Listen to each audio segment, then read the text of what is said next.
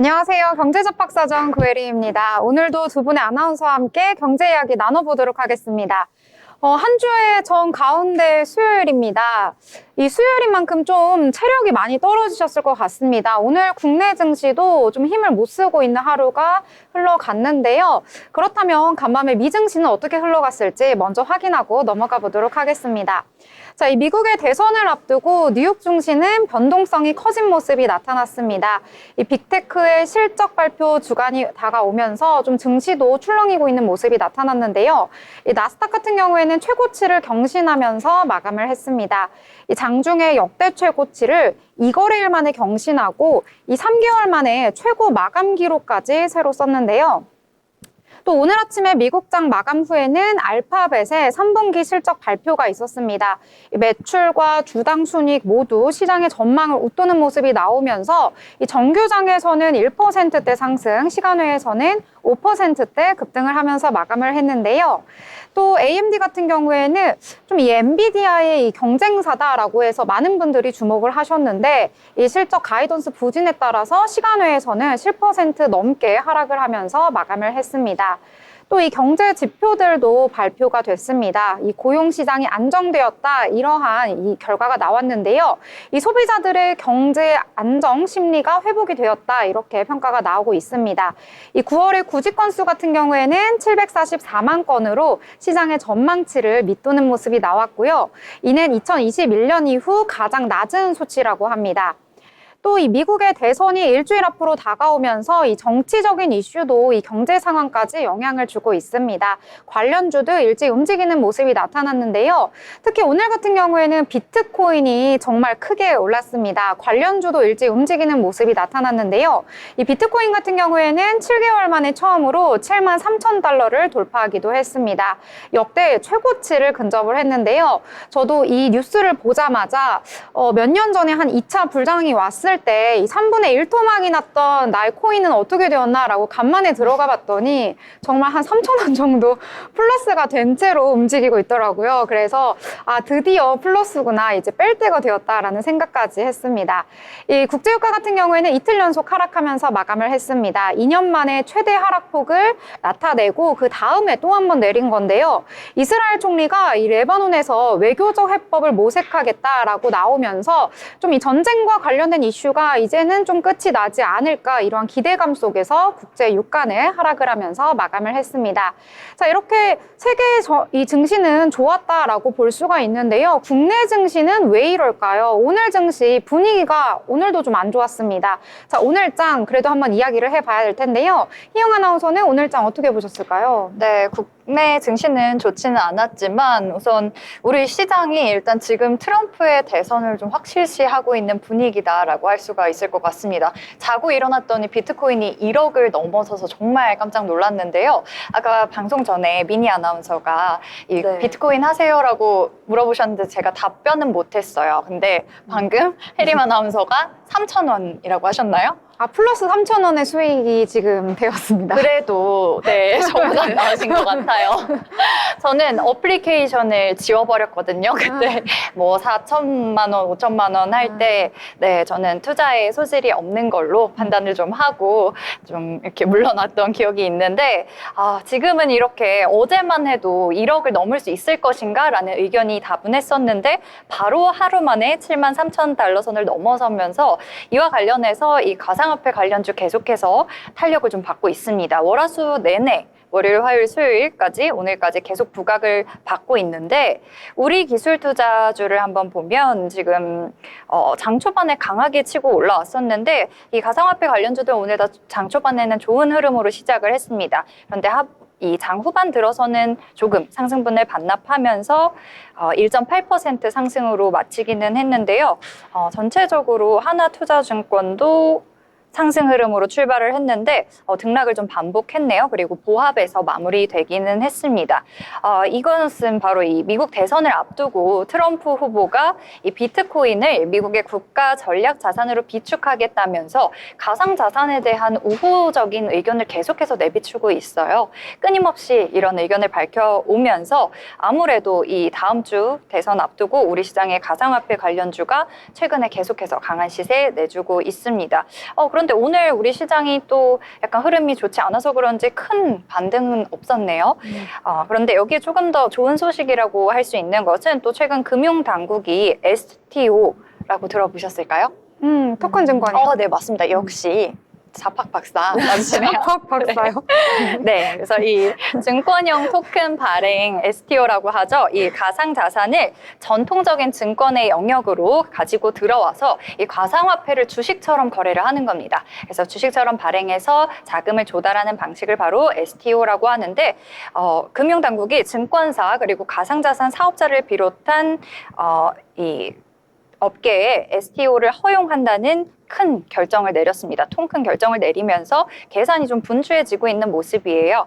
그래서 이때 발행되는 이 토큰이 증권에 적용되는 자본시장법 등의 규제도 동일하게 받을 예정이라고 전해지면서 거의 이제 우리가 현금을 사용하듯이 주식을 거래하듯이 이런 토큰의 형식으로 가상화폐를 사용하게 될 거라는 이런 좀 희망적인 가상화폐계의 희망적인 소식이 아닐까 싶은데, 실제 사례를 살펴보면 이 예술 작품 투자 플랫폼에서는 앤디 워홀이라는 이제 유명 작가의 미술품 소유권을 잘게 쪼개서 하나당 $20에 판매를 한 바가 있고요. 그리고 또 부동산 조각 투자 플랫폼에서 강남 빌딩까지도 이렇게 토큰을 활용해서 소유권을 또 판매를 한 적이 있다고 합니다. 또 이 밖에도 우리 유튜브 채널, 그리고 음악 저작권, 귀금속, 탄소 배출권까지도 이렇게 다양한 자산이 증권형 토큰으로 거래가 될 수 있을 것으로 기대가 모아지고 있는데, 이 가상화폐 관련주들 흐름 언제까지 좋을지, 또 한편으로는 이제 다음 주 대선의 결과가 나오면 지금이야 이 트럼프 우세 여론에 근데 저는 좀 당선될 것 같아요. 어떠세요? 베팅하는 건가요? 배팅. 저는 좀 재주가 없어서요. 배팅 잘하시니까. 저요? 네. 저는 누가 낼진 모르겠는데 또 뉴스를 보다 보니까 누가 되든지 비트코인은 좀 상승할 거라고 하더라고요. 네. 왜냐하면 트럼프도 이 가상화폐에 대해서 굉장히 친숙한 입장을 나타내고 있고, 이제 본인을 가상화폐 대통령이라고까지 언급을 했었고요. 해리스 같은 경우에도 이 가상자산에 대해서 우호적인 입장을 계속 내놨기 때문에 이 바이든 정부와는 차별화되었다. 그래서 둘 중에 누가 되든지 이 가상화폐 비트코인 시장은 좀 계속해서 상승할 것이다. 이런 의견이 좀 나오고 있어서 일단은 누가 되든지 저의 이 비트코인 3,000원은 살아있지 않을까. 네. 그런데 이 또 한간에서는 이 대선 끝나고 나면 또 이 거품 꺼지는 거 아니냐 이런 우려도 있다고 합니다. 그래서 결과가 나온 이후에 어떻게 주가 흐름 갈지는 조금 더 지켜보셔야겠습니다. 네, 비트코인 이야기 해주셨는데요. 비트코인 아마 좀 물리셔가지고 가지고 있으신 분들 많으실 것 같습니다. 이제 1억을 넘었다고 하니까 한번 오랜만에 앱 설치해 보신 다음에 이제 로그인 하셔가지고 얼마 정도 되었나라고 한번 체크해 보시면 좋을 것 같네요. 자, 그렇다면 오늘 미니 아나운서는 어떤 테마 보셨을까요? 네, 제가 오늘 소개할 종목은 경영권 분쟁을 겪고 있는 한미사이언스입니다. 한미약품 일가의 경영권 분쟁이 격화되면서 지주사인 한미사이언스의 주가가 급등하고 있는데요.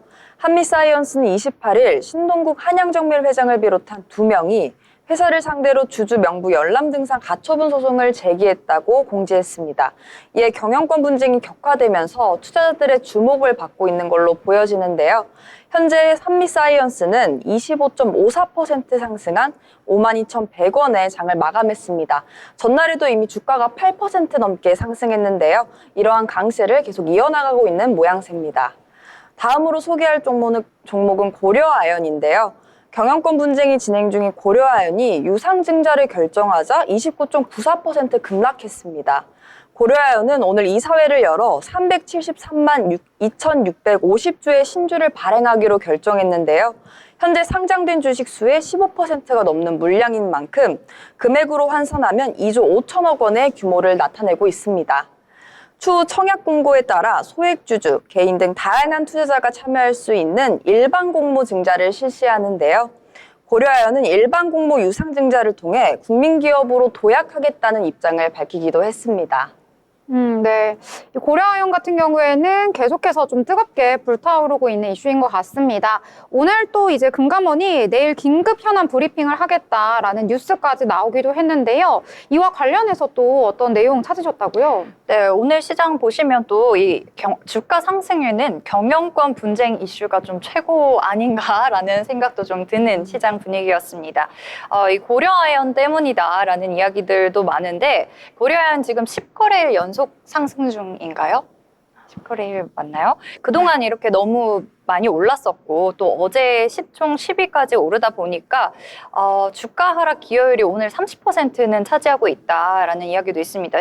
이 시총이 워낙 커지다 보니 아무래도 영향력이 크겠죠.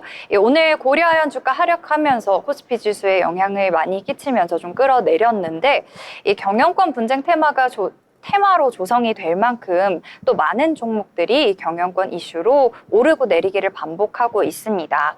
퀀텀온 이 기업의 주가를 한번 보시면요. 오늘 상한가 달성한 그룹입니다. 장 초반부터 아까 혜림 아나운서가 몇 시에 이 상한가를 기록했다고 알려주셨는데 퀀텀이요? 네, 퀀텀. 퀀텀 같은 경우에는 오늘 9시 2분, 그러니까 장 개장하고 나서 2분 만에 바로 상한가 직행했고요. VI는 장 개장하고 한 20초 만에 걸렸더라고요. 네, 그러면 오늘 정말 9시 2분 장 개장과 동시에 뜨거운 감자였다고 할 수 있을 것 같은데요. 역시나 이 경영권 분쟁 테마에 합류를 하면서 오늘 지금 306원이 올랐나요? 1328원에 상한가 기록하면서 종가는 형성했습니다. 그리고 또 예림당, 대명소노, TA홀딩스 그리고 TA항공까지 지지난주부터 계속해서 또 오름세를 보여왔잖아요. 역시나 경영권 분쟁 이슈가 있는 이 종목들이고요. 또 오늘 또 이 장 후반 들어서 속보가 있었죠. 신세계 그룹이 정기 인사에서 이 신세계 백화점과 이마트의 경영권을 계열 분리를 공식화했다는 소식 전하면서 계열사 주가 일제히 상승했는데요. 신세계는 보니까 큰 상승폭은 없었습니다. 지금 보시면은 1.54% 오른 15만 1,400원의 종가 형성에 있는데요. 계열사들이 조금 더 이 수혜를 받은 것 같아요. 이렇게 경영권 테마주가 상승을 할 때는 좀 무섭게 또 상승폭을 보여주는 반면에 하락할 때는 또 그 하락폭도 조금은 대비를 하셔야 되기 때문에 투자에는 조금 신중한 고민이 필요해 보입니다. 네. 고려아연 아까 말씀해 주셨는데 5거래일 연속해서 상승을 하다가 오늘 6거래일 만에 하락하는 모습 보여줬는데요. 하락폭이 꽤 심합니다. 이제 아예 하한가를 맞아버렸기 때문에 앞으로 이 경영과 관련해서 어떻게 흘러가고 있는지 이 부분 반드시 체크를 해보셔야 될 것 같습니다. 자, 그렇다면 오늘 이야기 한번 다 같이 해봤는데요. 본 방송에서 제공하는 정보는 투자 판단에 대한 조언일 뿐 해당 종목의 가치, 상승과 하락에 대해서는 보장하지 않습니다.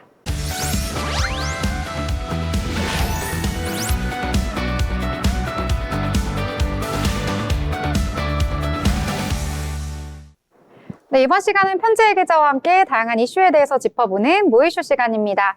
편지혜 기자 나오셨습니다. 어서 오세요. 네, 안녕하세요. 네, 그러면 첫 번째 이슈부터 알아보도록 하겠습니다. 네, 서울시가 저출생 문제 해결을 위해 대규모 프로젝트를 진행한다고 들었습니다, 기자님. 네, 서울시는 내년부터 2년간 총 87개 사업에 6조 7천억 원을 투입하는 탄생응원 서울 프로젝트 시즌2를 발표했는데요.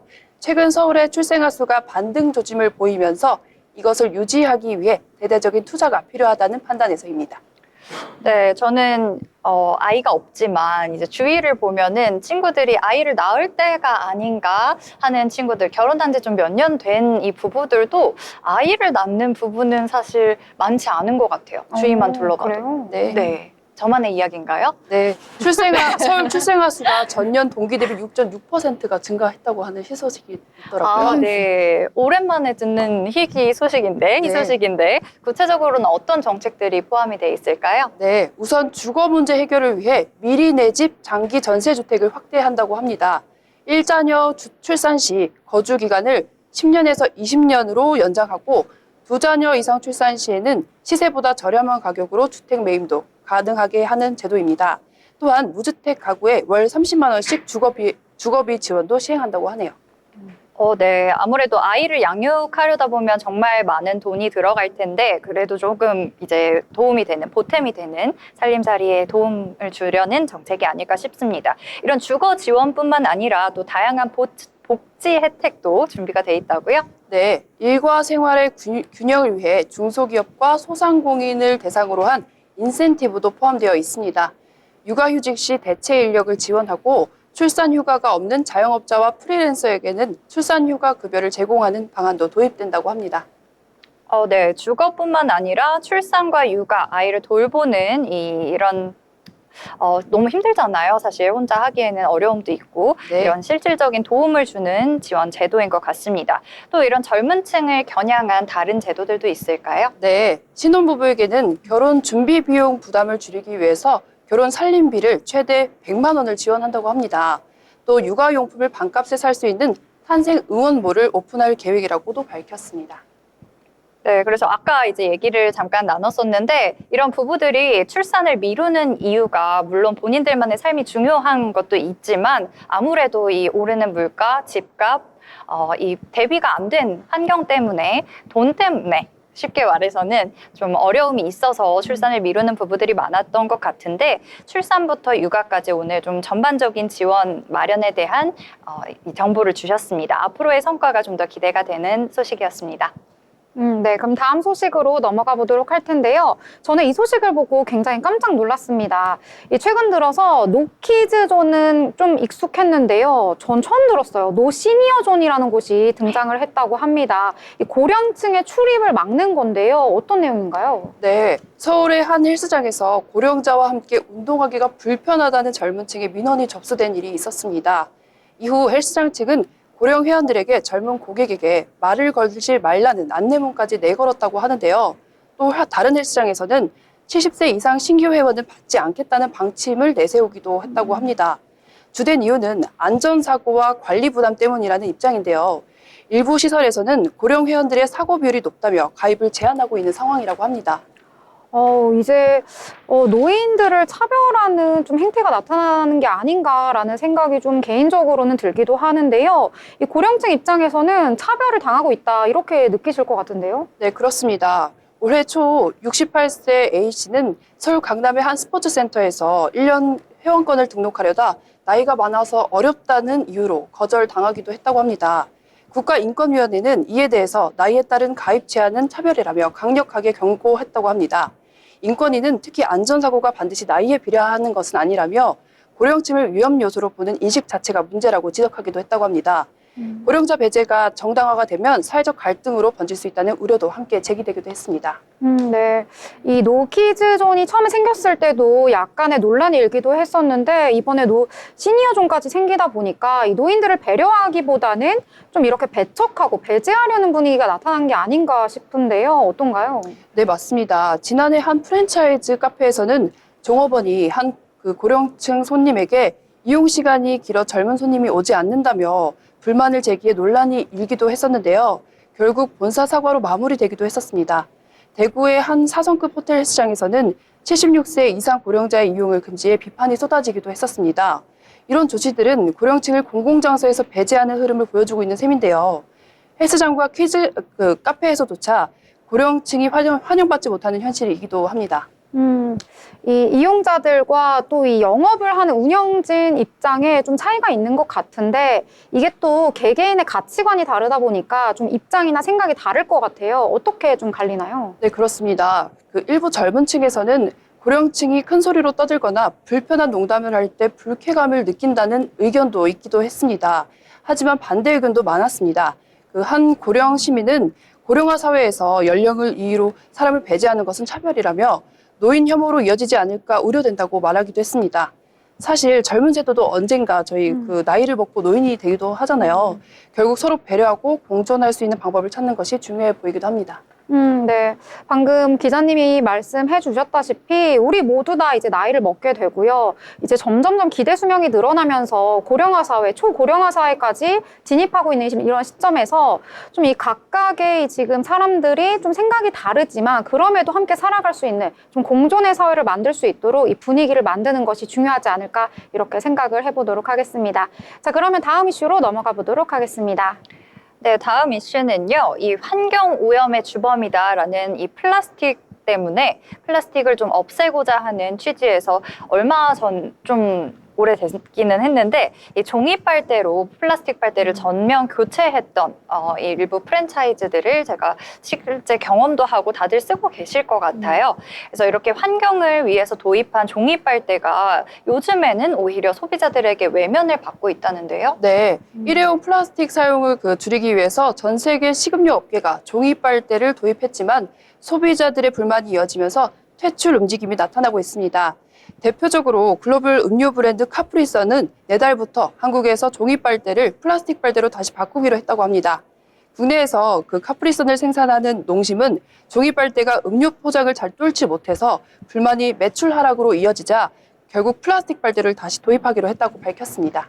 네, 이 환경 오염에는 도움이 될 수 있지만 실용성 면에서 굉장히 떨어졌던 선택이었던 것 같아요. 해외에서도 비슷한 상황이 이어지고 있나요? 네, 그렇습니다. 카프리선은 유럽에서도 종이 빨대를 재활용 가능한 플라스틱으로 대체하겠다는 계획을 밝혔습니다.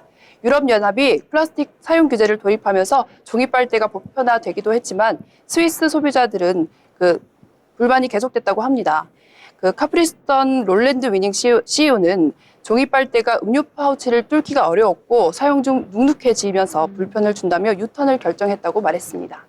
네, 맞아요. 저도 잘 뚫리지 않아서 네. 휘어지기도 하고 또 오래 사용하다 보면 종이의 이 특유 향 같은 게 많이 느껴지더라고요. 그래서 음료 맛을 좀 해치는 게 아닌가라는 경험도 많이 했었는데 이 처음에는 친환경적이라 많이 사랑을 받았던 이 종이 빨대가 좋은 점만 있는 건 아닌 것 같습니다.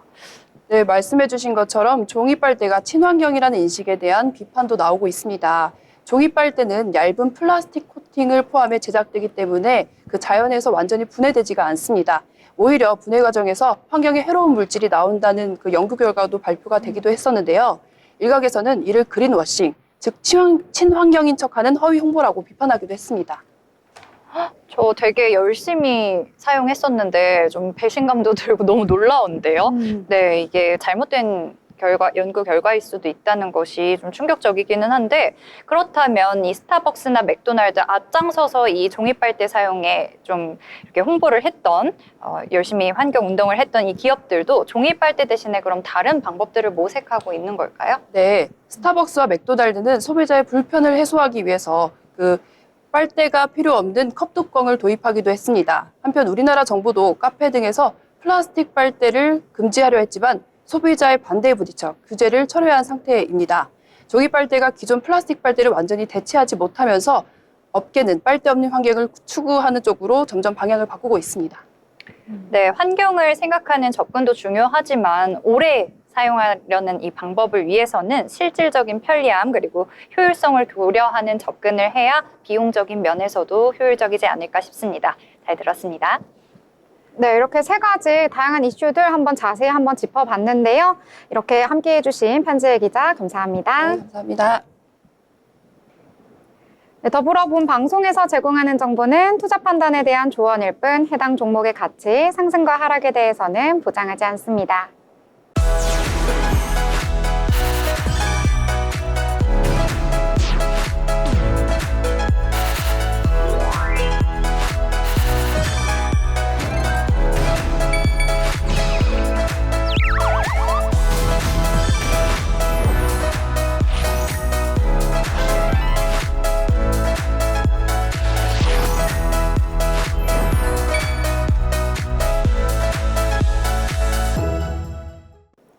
네, 이번 시간에는 고수들의 돈 잘 버는 비법을 알아보는 시간, 돈의 맛 시간입니다.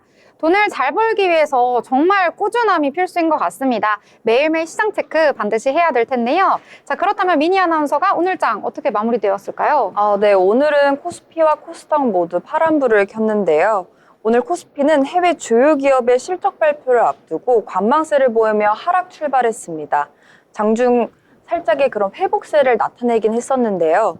하지만 오전 11시 이후 다시 하락하는 모습을 보이면서 전날 대비 0.92% 하락한 2,593.79의 장을 마쳤습니다. 다음으로 코스닥 한번 같이 살펴보실 건데요.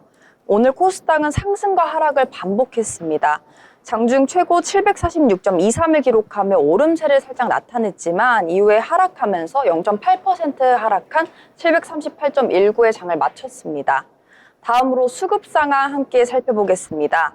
오늘 코스피에서는 개인과 기관의 동반 매수가 눈에 띄었는데요.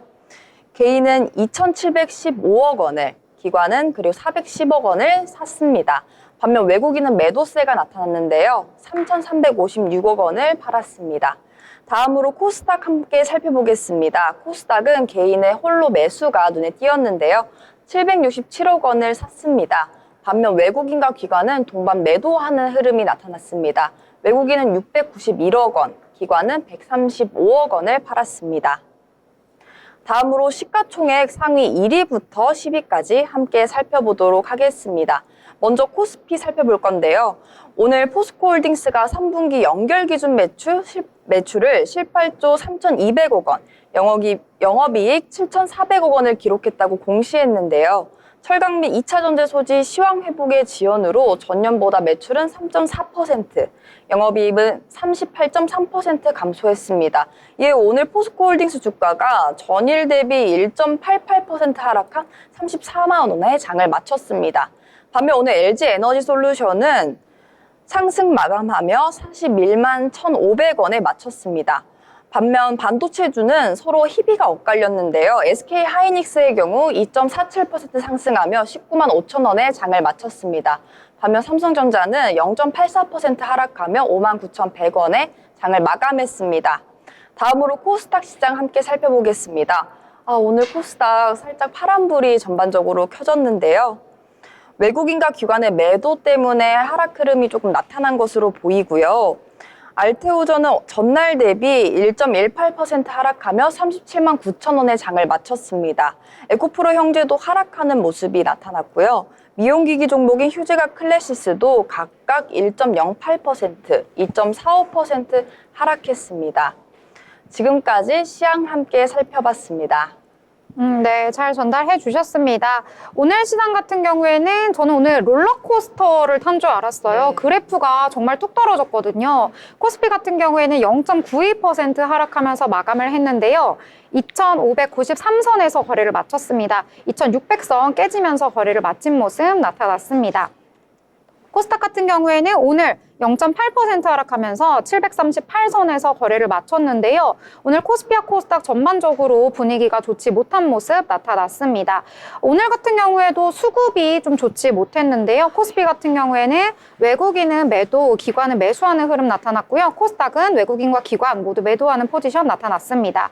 오늘 같은 경우에는 상한가를 갔던 종목들도 코스피는 없었고요. 코스닥 같은 경우에만 3종목이 있었습니다. 그리고 오늘 코스피와 코스닥 모두 올랐던 종목에 비해서 하락했던 종목이 더 많았기 때문에 아마 계좌에 좀 빨간불 켠 종목이 그리 많지 않았을 것 같다, 이러한 생각이 드는 하루였습니다.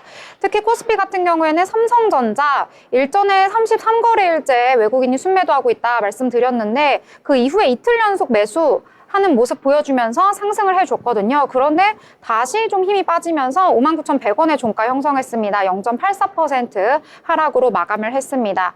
이 오늘장에서는 다양한 이슈가 있었는데 특히 오늘 뭐 금양도 그렇고요. 아니면은 뭐 고려 아연도 그렇고요. 좀 큰 종목들이 오늘 하락을 하면서 좀 주가에 악영향을 미친 것이 아닌가, 이런 생각이 드는 하루였습니다. 자, 그럼 오늘장 그래도 저희는 오르는 테마들 한번 또 찾아보도록 할 텐데요. 희영 아나운서는 오늘장 어떤 테마 주목해 보셨을까요? 네, 파란불로 마감한 우리 시장이었지만 그래도 그 중에도 빨간불 켠 종목들은 있었겠죠. 찾아내 왔는데 순서를 좀 바꿔서 가장 좋은 소식이라고 할 수 있을 만한 것부터 좀 얘기를 해보려고 합니다. 혜림 아나운서께서 이제 삼성전자 얘기해 주셨는데 그래도 이 턴어라운드 해주면서 조금은 상승세를 보여주기는 했지만 하락 마감을 했다고 하셨어요. 하이닉스랑은 계속해서 좀 엇갈리는 사이가 좀 안 좋나 봐요, 요즘에. 디커플링 현상을 계속해서 보이고 있는데 SK하이닉스는 오늘 2.47% 상승하면서 빨간불을 좀 켜내줬습니다. 그리고 여기에 좀 기분 좋은 소식, 이 반도체와 헬스케어 헬스케어의 양대축을 앞세워서 올해 좀 좋은 실적을 기대하는 종목이에요. 동훈 아나텍 가지고 왔습니다. 이틀째 외국인 기관 순매수세 동반 순매수를 유입시키면서 연이틀 급등세를 보이고 있는데 이 3분기의 실적 발표를 앞두고 기대감을 좀 모으고 있습니다. 사측에서 지난 1, 2분기에 이어서 3, 4분기에도 호실적을 자신하면서 올해 역대 최대 매출이 실현 가능하다라는 이 좀 포부를 밝히고 있습니다. 그래서 이 외국인이 좀 수급이 들어와 줬고요. 외국인과 기관의 대량 매수세 힘입어서 주가 견조한 흐름 보여줬고요. 오늘 흐름 보면은 상승 출발을 했고 계속해서 이 상승폭을 좀 장 후반까지 키워갔습니다. 10.07% 상승하면서 22,400원의 종가를 형성했습니다. 그리고 좀 엇갈린 우리 SK하이닉스와 삼성전자의 모습처럼 엇갈린 모습을 화장품주 안에서 좀 찾아봤는데요. 화장품주 안에서도 이 실적에 따라 희비가 좀 갈리고 있습니다. 코스맥스와 LG 생활건강 두 개 비교해 보면요. 이 코스맥스 글로벌 시장에서 K-뷰티 제품에 대한 수요가 여전히 높습니다. 그리고 중소형주 브랜드의 활발한 해외 진출 지속되고 있는 만큼 역시나 3분기 실적 예상치를 크게 웃도는 호실적을 기록할 전망 예상되고 있고요. 반면에 LG생활 같은 경우에는 좀 부진한 실적이 공개됐습니다. 3분기 실적이 전년 동기 대비 적자를 기록을 했고 그래도 이제 화장품 사업의 수익성에 좀 기대를 걸어봤는데 개선세는 보였지만 화장품뿐만 아니라 이 생활용품이라든지 음료 부분의 영업이익이 또 힘을 내주지 못하면서 실적 부진으로 이어졌습니다. 오늘 6% 가까이 급락이 나와서 33%가 무너지는 것까지 제가 확인을 했는데 마감도 5.57% 하락한 33만 500원, 33만 원 지켜내기는 했네요. 그러면서 장을 마감했습니다. 코스맥스와는 좀 엇갈린 흐름을 보여줬습니다. 네, 동훈 아나텍부터 말씀해 주셨는데요.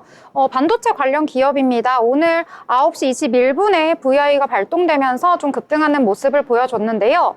특히 동훈 아나텍 같은 경우에는 이 반도체 안에서도 사실 반도체가 정말 하루 종일 말해도 끝이 없을 정도로 범위가 굉장히 광범위하잖아요. 그 중에서도 이 팹리스와 관련이 있는 업체입니다.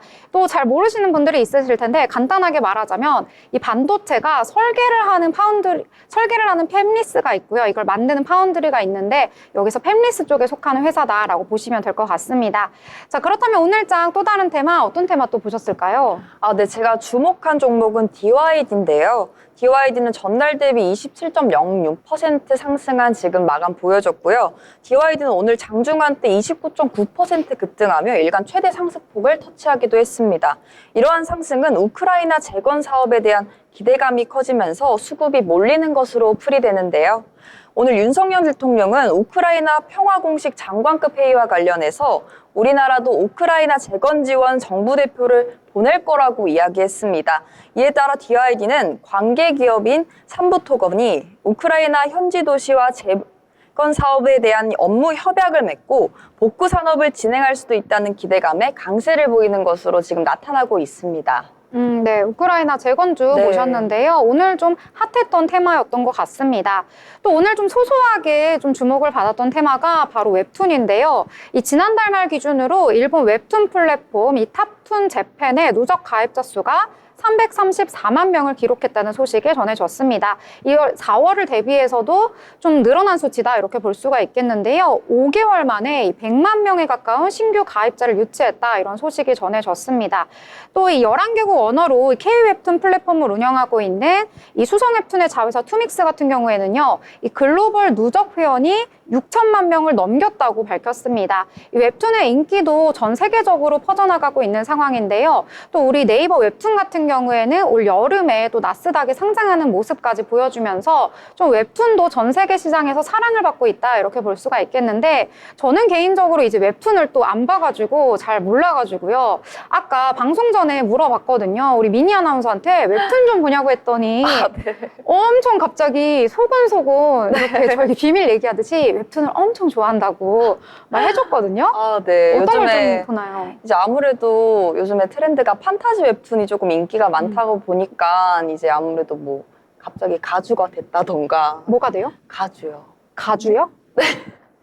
가주가 뭐냐면 이제 대부분의 이제 판타지 웹툰의 배경이 뭐 공작이라든지 이제 뭐 백작 이렇게 옛날 이런 시대를 회귀해서 뭐 넘어들어서 이제 새로운 차원으로 이제 가는 웹툰들이 요즘 되게 많은 인기를 끌고 있어요. 그래서 그런 웹툰 관련 산업들도 되게 발전을 많이 하고 있거든요. 실제로 이제 웹툰에 나오는 캐릭터를 이제 굿즈화해서 판매하는 그런 모습도 많이 보이고요. 전시회라든지 아니면 박람회 같은 것도 여는 모습을 확인할 수 있습니다.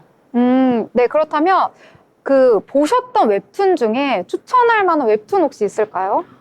제가 봤던 웹툰 중에 추천할 만한 웹툰이 있다면 만약에 조금 이렇게 성장 스토리를 좋아한다라고 하면은 이제 눈을 떠보니 이제 가주가 되었다. 제가 되게 좋아하는 제가 되게 좋아하는 폐기물을 좋아해요. 네, 되게 예전 이렇게 좀 과거로 약간 이렇게 회귀해서 돌아가는 그런 것도 있고 아니면 저는 사실 전통 관련된 그런 웹툰도 되게 좋아해요. 그래서 우리나라 이제 불교 관련된 웹툰이기도 한데 바리공주라는 웹툰이 있어요. 그래서 이제 바리공주가 이제 어떻게 보면은 회귀를 그것도 이제 새롭게 이제 탄생을 해서 불교 관련돼서 이제 뭐 옥황상제라든지 다양한 이런 에피소드가 나오는 웹툰인데 그 웹툰도 재밌으니까 한번 보시면 좋을 것 같습니다. 오, 불교 관련된 거는 네. 뭐 이렇게 연꽃 뭐 이런 데도 들어가고 네, 맞습니다.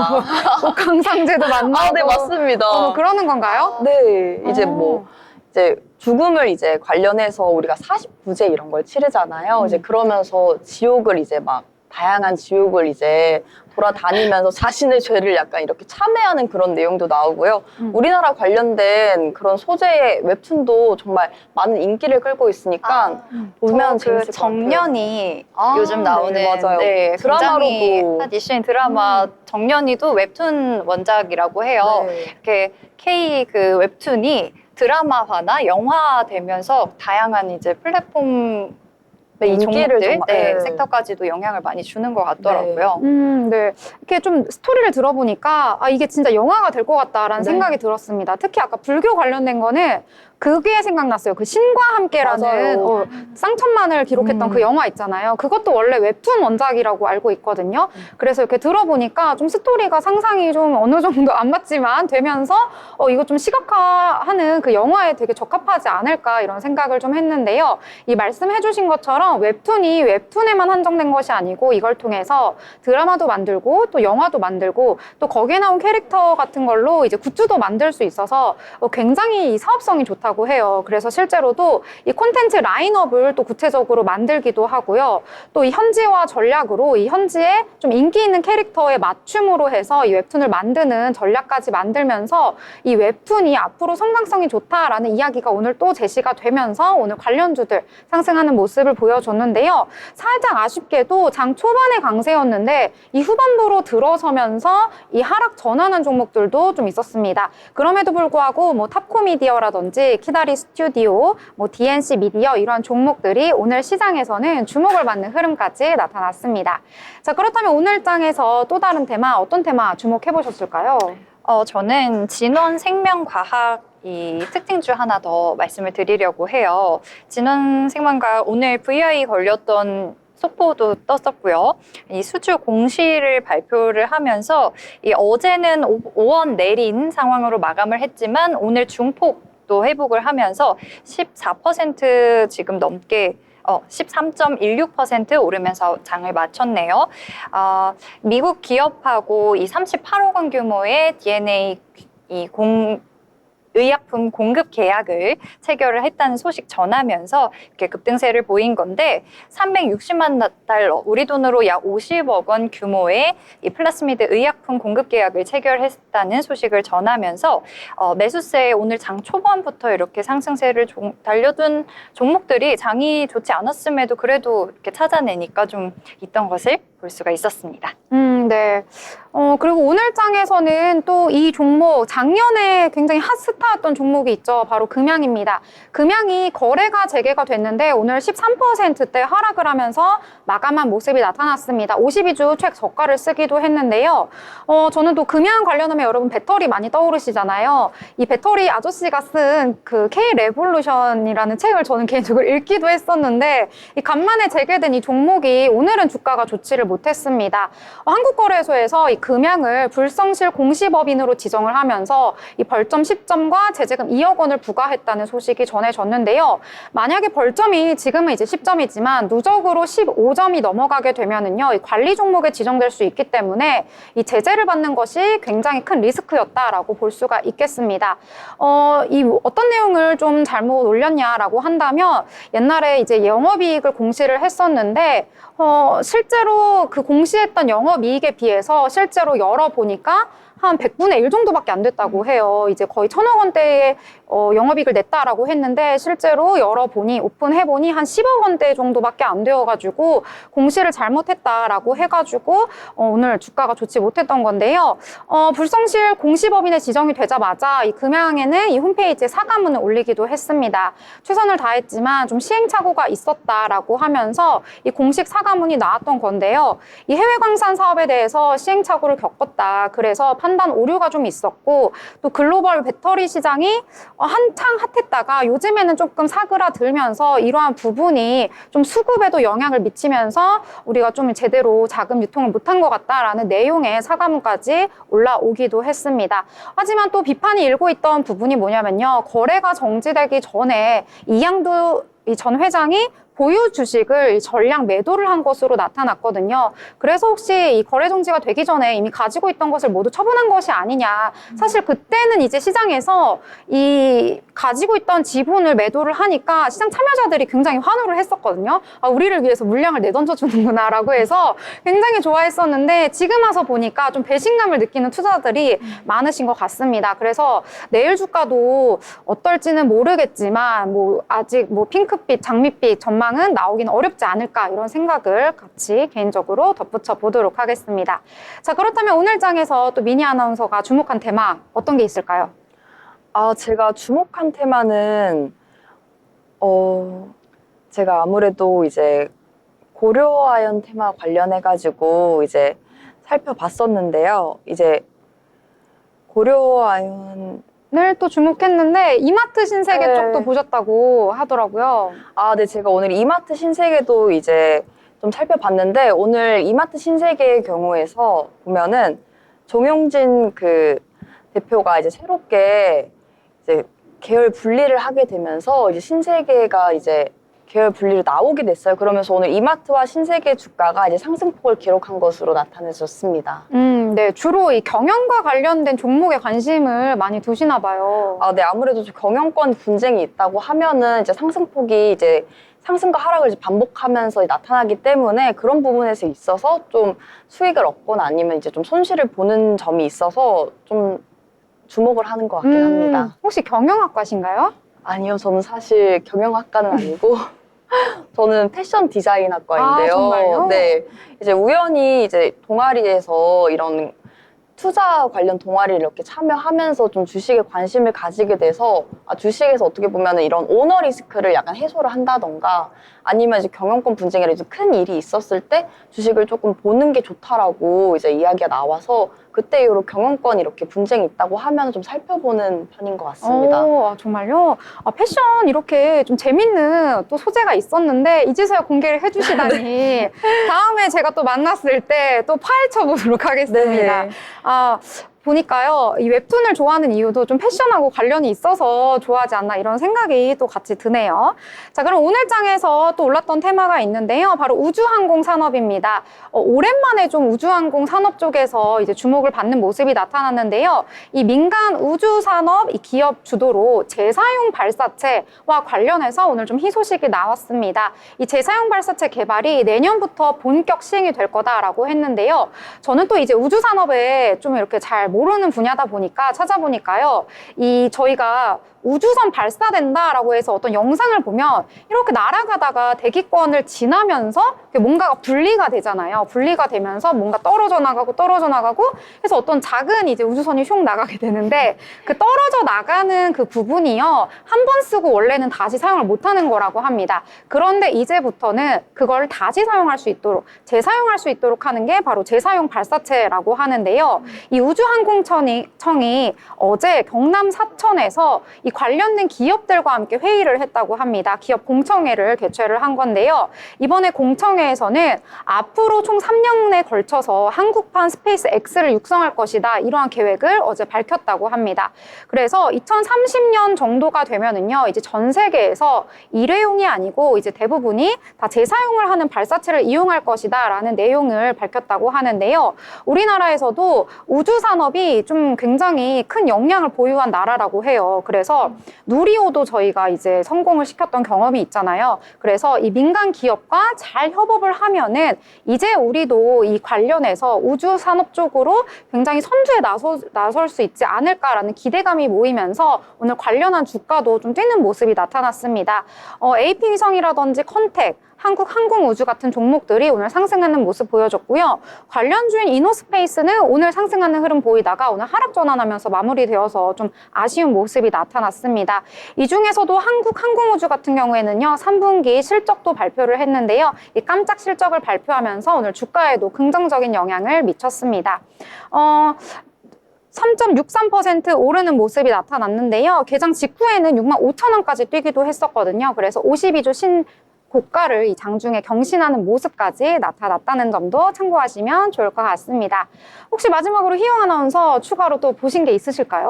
저 열심히 지금 찾고 있었는데 방산주 요즘 흐름 좋았잖아요. 계속해서 윤 대통령이 각국 이 정상들과 회담을 가지고 있고 그래서 이 오늘도 방산 관련 우크라이나 재건주와 같이 좀 순환매 작용을 해준 것 같아요. 하나 에어로스페이스, 현대로템, 방산 관련주들 좀 찾아봤는데 그 캐나다 총리와 오늘 트리도 총리와 아까 그 소식을 전해주셨어요. 그렇죠? 북한, 러시아 파병 관련 문제에 대해서 이제 대응 방안을 좀 마련하는 회담을 가지고 나서 이제 재건주뿐만 아니라 방산주에도 영향을 미쳤습니다. 좀 실제 우크라이나의 이 북한군 파병이 좀 실제 전선 투입이 빨라질 수 있다라는 소식 전하면서 당연히 영향을 받은 건데 오늘 하나 에어로스페이스 같은 경우에는 장 초반에 좀 상승으로 출발했지만 하락 전환을 했네요. 그래서 좋은 흐름을 보여주지는 못했네요. 그리고 현대로템도 한번 살펴보면 역시나 장 초반에 오전장 중에는 조금 등락을 반복했지만 조금 좋지 않은 흐름이었네요. 그래서 또 아까 계속 화장품에서도 그렇고 반도체 쪽에서도 그렇고 좀 엇갈린 디커플링 현상이 조금은 섹터 간에 발생하고 있다라고 좀 볼 수 있을 것 같습니다.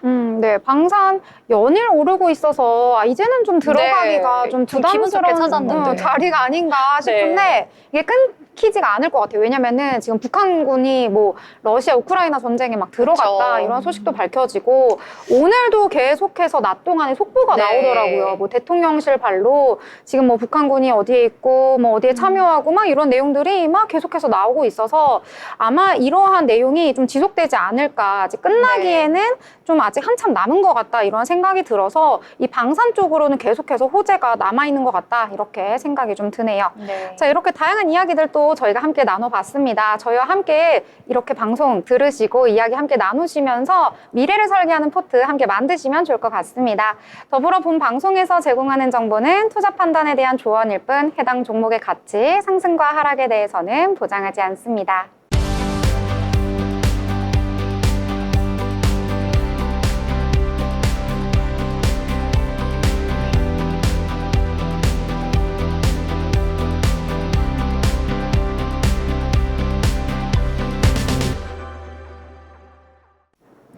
네, 한 주의 중반 수요일 오늘장은 좀 분위기가 좋지 못하게 나타나서 좀 기운이 빠지셨을 것 같은데요. 저희는 더 많은 소식 가지고 목요일 방송으로 찾아오도록 하겠습니다. 함께해 주신 여러분 고맙습니다.